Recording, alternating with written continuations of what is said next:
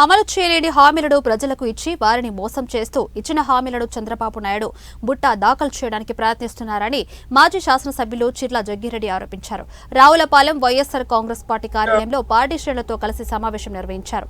ఈ సందర్భంగా ఆయన మాట్లాడుతూ రాష్ట్ర ప్రభుత్వం పూర్తిస్థాయి బడ్జెట్ ప్రవేశపెట్టకుండా మరో 3 నెలల ఓటాన్ అకౌంట్ వెళ్లిందని, 7 నెలల పాటు ఓటాన్ అకౌంట్ బడ్జెట్ కు వెళ్లడం బహుశా ఇదే మొదటిసారి అని, చంద్రబాబు 100 కోట్ల రూపాయలు ఖజానా జగన్ కు ఇస్తే జగన్ 7,000 కోట్ల రూపాయలపైనే ఖజానాలో ఉంచారని గుర్తు చేశారు. ప్రజలను మోసం చేయడం చంద్రబాబు నాయుడు నైజమని మరోసారి నిరూపితం చేస్తున్నారని ఆరోపించారు.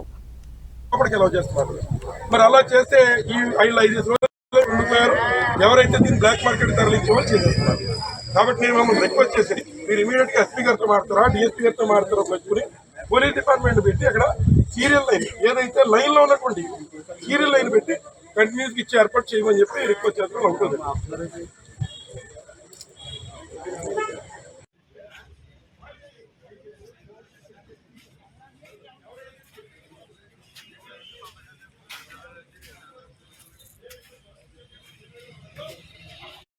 చేసుకుని అది 2019లో 2019 2019లో 2014 ఎస్ఎస్ఆర్ రేట్లకి మరి ఆ రోజు 2019లో చంద్రబాబు నాయుడు గారు వచ్చి ఒప్పందం కుదుర్చుకుని వచ్చారని చెప్పి ఈ సందర్భంగా తెలియజేస్తున్నా.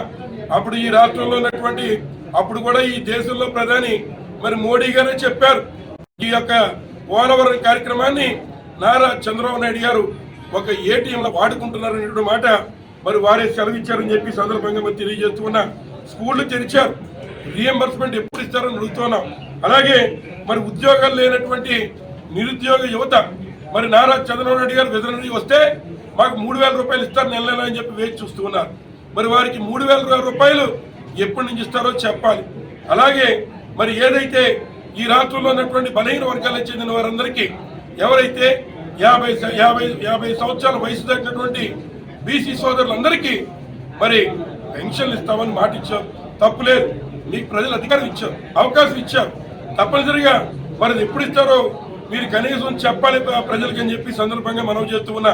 మరి ఈ రోజున ఇక్కడ ఉన్నటువంటి విషయాలన్నీ మహిళలకి 0 వడ్డీ కానీ లేదా ఉన్నటువంటి ఇతర అంశాలన్నీ కూడా మరి ఈరోజు మీరు ఏదైతే మాట ఇచ్చారో ఎన్నికలో దాని ప్రకారం ఎప్పుడు ఇస్తారో చెప్పమని మేము అడుగుతూ ఉంటే మరి మీరు ఈ రోజున ఈ బడ్జెట్ అంటూ ప్రవేశపెడితే సూపర్ 6 అనేటువంటి హామీని నిలబెట్టాలని వాయిదా ఉంటుంది, వాటికి కేటాయింపులు చేయాల్సి ఉంటాయనేటువంటి ఆలోచన